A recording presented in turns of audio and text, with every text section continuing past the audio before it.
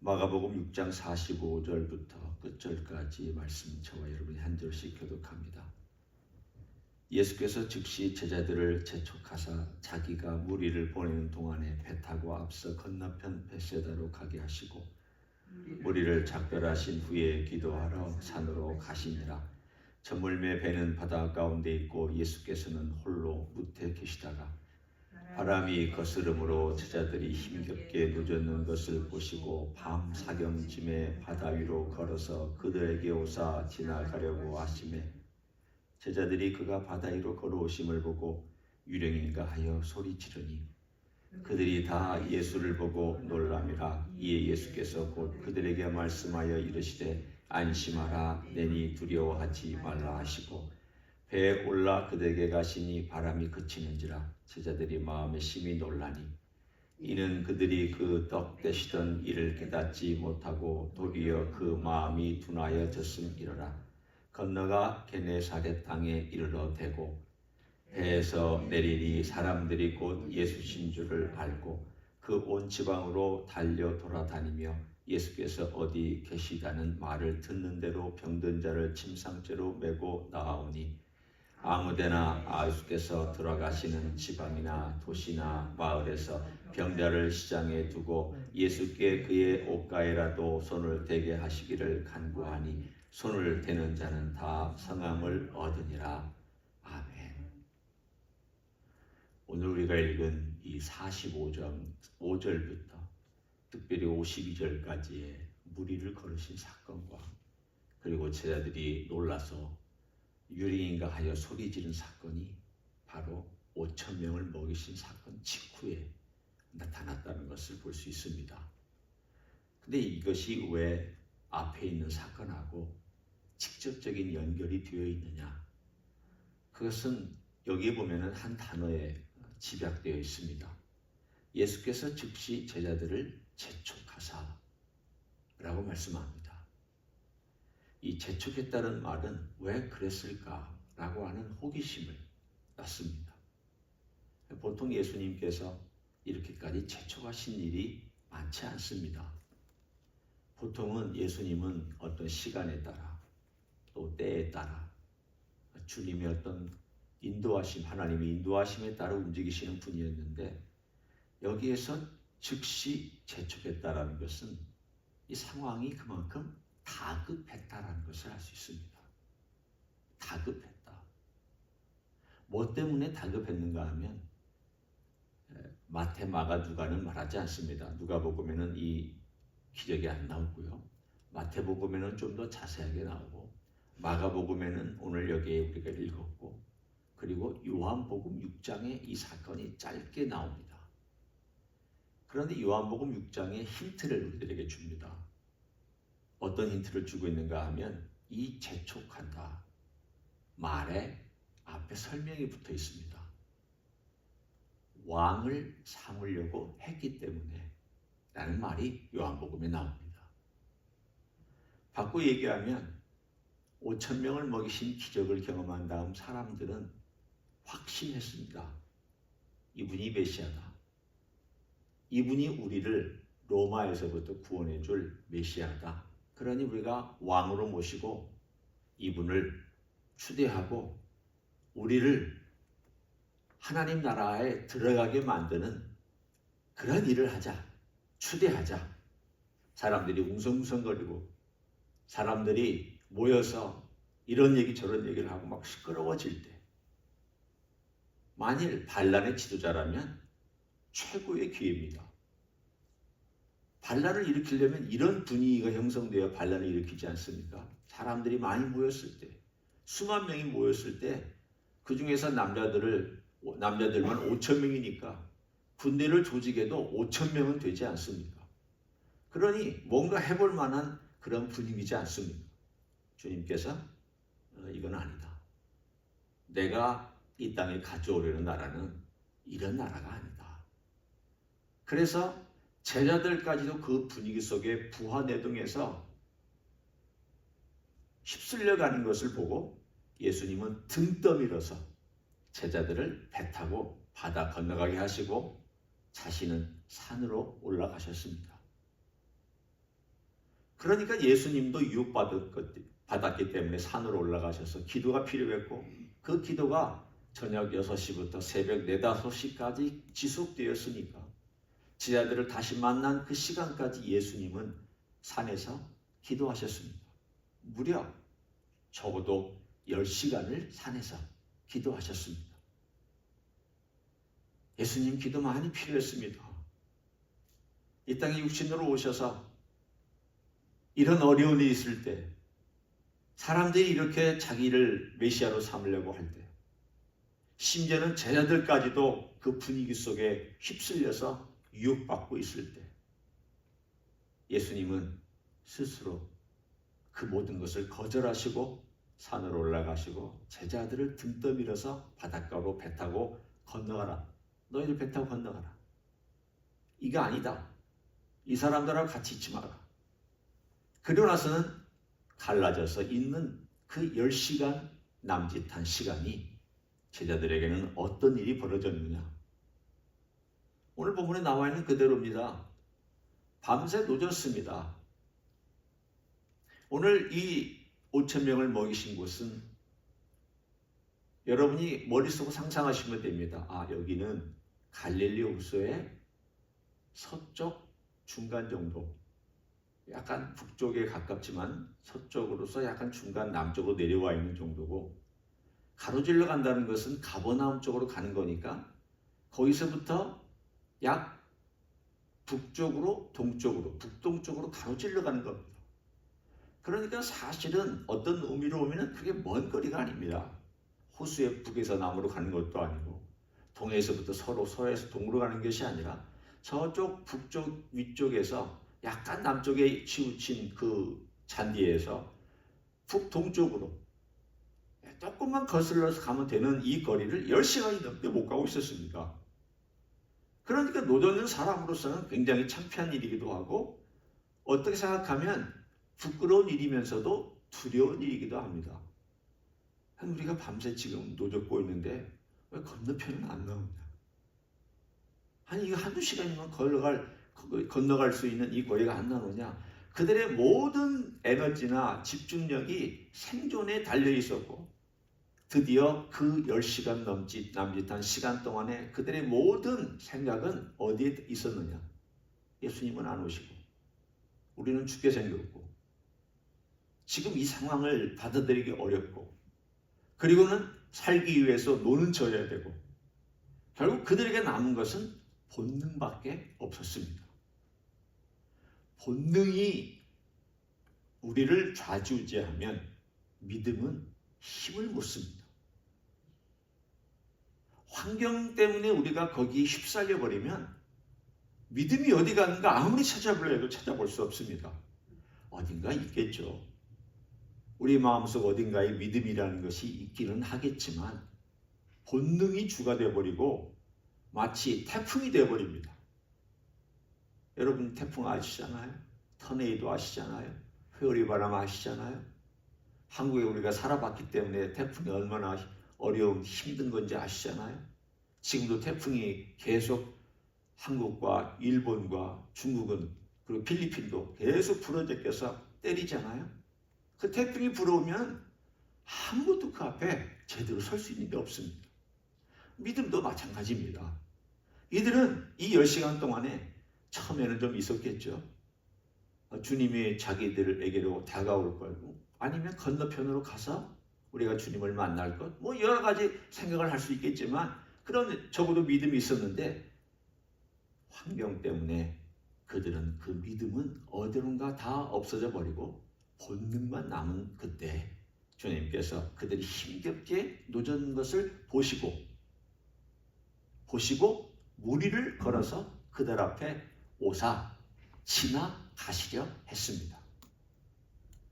오늘 여기 보면 이 48절에 의미가 또 있습니다. 밤 사경쯤에 바다 위로 걸어서 그들에게 오사 지나가려고 하셨다. 그들에게 오셔서 그들에게로 바로 가신 것이 아니라 그들 앞으로 pass by, 지나가셨다고 했습니다. 그 말은 그들에게 예수님께서 누구이신가를 가르쳐 주시는 것도 있지만, 나중에 가르쳐 주신 것도 있지만, 그들의 믿음을 테스트하는 시간이기도 했습니다. 그들 실패했습니다. 예수님 못 알아봤습니다. 두려움에 휩싸였습니다. 사람이 본능만 남고 자기들의 생존만 남으면 모든 게 다 두렵습니다. 사람도 두렵고 돈도 두렵고 환경도 두렵고 말하는 것도 두렵고 모든 게 다 두려움 투성입니다. 이들에게 있어서 결국은 모든 것이 다 두려움 투성인데, 심지어는 예수님마저도 알아보지 못하고 유령인가 소리 지를 정도로 그들의 믿음은 바닥을 치고 있었습니다. 예수님은 야단하지 않으셨습니다. 우리가 4장에서는 예수님이 야단치셨습니다. 물론 조용한 소리로 야단을 치셨지만 왜 믿음이 없느냐. 그때 풍랑 속에서 예수님 주무셨을 때에 그들 노젓는 것을 열심히 하다가 예수님께서 안 깨어나시니까 흔들어 깨우면서 우리 지금 죽는 거 돌아보시지 않습니까? 그랬더니 예수님께서 일어나셔서 바다야 잔잔하라 하니까 바다가 잔잔해지고 나서 예수님께서 그들에게 너희들 믿음이 없느냐. 그때는 예수님이 꾸중하셨는데 오늘 여기는 주님께서 꾸중하시지는 않았습니다. 뭐라고 말씀하셨냐면 안심하라, 내니 두려워하지 말라 라고 안심시켜 주셨습니다. 하지만 마가는 이 사건을 해석해 줬습니다. 뭐라고 해석해 줬느냐? 52절에 거기에 해석이 나옵니다. 이 해석은 결국은 누구의 해석인가 하면 베드로의 해석입니다. 왜 베드로의 해석인가 하면 마가는 이 마가복음을 쓰게 된 모든 내용이 베드로 때문에 쓰게 된 거고 베드로가 한 이야기를 바탕으로 쓰게 되었으며 나중에 베드로와 함께 시간을 보냈습니다. 그래서 베드로로부터 들었던 예수님의 이야기, 그때 어떤 사건이 있었으며 어떤 마음이었으며 제자들이 어떤 생각과 어떤 태도로 예수님을 대했는지를 다 들을 수 있었습니다. 그래서 마가는 여기다 해석을 갖다 붙여놨습니다. 마가의 해석이 아니라 베드로가 느꼈던 그 느낌 그대로 그리고 가졌던 생각 그대로를 적어놨습니다. 뭡니까? 떡 떼시던 일을 깨닫지 못하고 도리어 그 마음이 둔하여졌다. 무슨 뜻입니까? 베드로가 그래 고백했을 겁니다. 마가에게. 아들 마가야, 들어봐라. 그때 우리가 예수님의 가르침을 받을 때 얼마나 황홀했고 기분이 좋았는지 모른다. 와, 이런 가르침들을 주다니. 그리고 예수님께서 배고파서 굶주린 그들에게 떡 떼실 때 우리가 그 에이전트였다. 떡을 우리가 가져가서 주면 계속 떡이 나오더라. 기적은 예수님이 베풀었지만 그 수단으로 우리는 에이전트가 되어서 이 떡을 가져다 주는 놀라운 기적을 했다. 그때 우리는 와, 이분이 메시아다. 이분이야말로 우리의 문제를 해결할 분이다. 이분이 계신 모든 걸 한다. 그렇게 우리는 믿고 따랐는데 그 분위기에 휩쓸려서 이제 예수님이 드셔 등극하시나 그랬는데 우리가 등대 밀려서 오는 그 10시간 동안에 예수님이 어떤 분인가에 대한 생각은 다 사라지고 예수님이 기적을 베풀었던 모든 기적들에 대한 인상도 기쁨도 감격도 다 사라지고 우리 예수님도 못 알아보고 그리고는 믿음으로 행하지도 못했다. 우리는 죽을 둥 살 둥 그렇게 소리 지르면서 생존하기 위해서 우리는 그렇게 그 10시간 동안 마치 죽음으로 떠나는 어린애들 마냥 아무것도 믿음으로 생각하지도 못하고 그렇게 하지도 못했다. 너무 부끄러웠다. 오늘 그 얘기를 마가가 듣고는 그 떡 떼시던 일을 깨닫지 못하고 도리어 그 마음이 둔하여졌음이로다 라고 표현하고 있습니다. 성도 여러분, 이것이 바로 우리의 모습이고 나의 모습이고 우리가 매일매일 삶 가운데서 겪고 있는 모습입니다. 어떻게 하나를 배우면 하나를 좀 진득하게 잘 터득해서 삶을 실천하며 살아야 되는데, 어떻게 하나를 배우는 때는 배우는 것 같다가도 어려운 상황이 닥치면 배운 흔적이 안 나타납니다. 도로 옛날이나 본능이나 자기 습관이나 자기 기질대로 해버리는지, 그러고 나면 이 말씀이 그대로 우리에게 적용되는 거 아닙니까? 그 떡 대시던 일, 은혜 받았던 일 아닙니까? 그 떡 대시던 은혜 받았던 일이에요. 이걸 깨닫지 못했다는 것은 어디든가 홀랑 다 뒤집어 엎어버리고는 또다시 어떻게 너는 그렇게 믿음 없이 행동하느냐, 그 말 아닙니까? 깨닫지 못하고 도리어 마음이 둔하여졌기 때문에 믿음으로 행동하지 못하고 어떻게 본능으로 행동했느냐라고 하는 질문을 우리 각자에게, 저에게 던지고 있는 메시지가 오늘의 이야기입니다. 그렇지만 그럼에도 불구하고 우리가 배워야 되지 않겠습니까? 내가 또 실패했구나, 내가 또 부족하구나, 내가 연약하구나. 그러면 또 우리가 할 수 있는 방식은 다른 거 없습니다. 얼굴이 두껍더라도 주님께 와서, 주님, 제가 이런 면에서는 참 지혜롭지 못했습니다. 부끄럽습니다. 연약합니다. 주님 불쌍히 여겨주시고, 또 실수에도 애씀에도 불구하고 배울 수 있는 기회를 주셨사오니 또 잘 배우게 도와달라고, 인도해달라고. 베드로도 배우잖아요. 또 제자들도 배웠기 때문에 그들이 천지사방으로 흩어져서 사도로서 죽기까지 예수님을 섬기면서 교회를, 복음을 전파했잖아요. 그게 우리의 모습이고, 주님은 그런 제자들을 통해서도 일하신다는 것을 알고, 오늘도 우리 주님께 소망을 두고 기도로 나아가시는 여러분 되시기를 예수님의 이름으로 간절히 축원합니다. 기도하겠습니다. 주님, 실수한 베드로나 또 다른 제자들이나 우리가 크게 다를 바가 없는 것을 고백합니다. 실패도 하고 실수도 하고, 어떤 것은 또 비슷한 실패를 반복하기도 합니다. 이것이 우리의 모습인 것을 고백하며 은혜 받을 때는 다 할 수 있을 것 같고, 성령의 능력에 의지해서 모든 것을 다 능히 통달할 것 같다라도 환경과 조건과 사람과 여러 가지 어려운 환난과 역경이 닥치면 또 옛날 모습으로 돌아가는 우리의 모습을 보며 낙담하고 실망할 때가 많습니다.